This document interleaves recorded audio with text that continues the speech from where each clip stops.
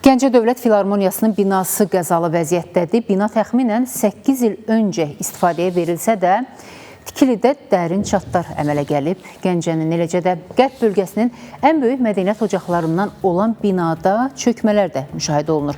Kompleksin son vəziyyəti barədə əməkdaşımız İlham Məmmədov danışacaq, izləyək.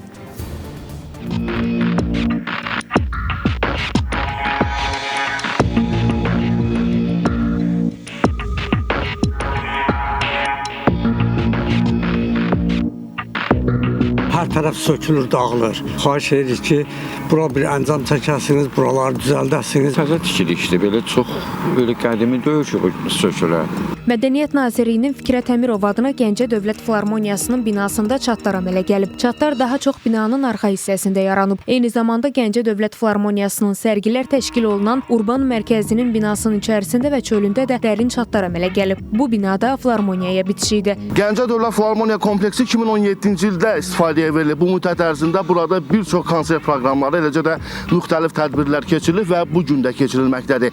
Binanın istifadəyə verilməsindən heç 10 il zaman kəsiyi belə keçməyib, lakin belə bu cür dərin çatlar əmələ gəlib, hətta xəbərdar edici yazılar da vurulub. Yaranan vəziyyət sakinlərin də narahatlığına səbəb olub.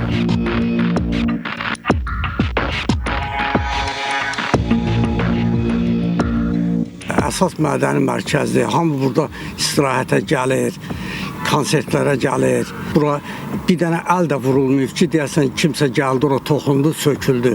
Deməli, yaxşı inşa edilməyibdir bina. 6 mərtəbəli binada inzibati məşq, qrim, rejissor, istirahət otaqları və yeməkxana var. Burada 1200 nəfərlik konsert, 300 yerlik iclas salları, 10 loja və 1 VIP loja yerləşir. Binanın 3-cü mərtəbəsinin eyvanında Üzeyir Hacıbəylinin, Fikrət Əmirovun, Qara Qarayevin, Niyazinin və Arif Məlikovun heykəlləri qoyulub. Bəs mövcud vəziyyətdən Mədəniyyət Nazirliyi xəbərdardırmı? Məsələ ilə bağlı Nazirliyə sorğu göndərdik. Gün ərzində cavablandırılacağı deyilsə də sonradan heç bir açıqlama verilmədi. İlham Məmmədov, Fidan Səfər, Space Xəbər, Gəncə.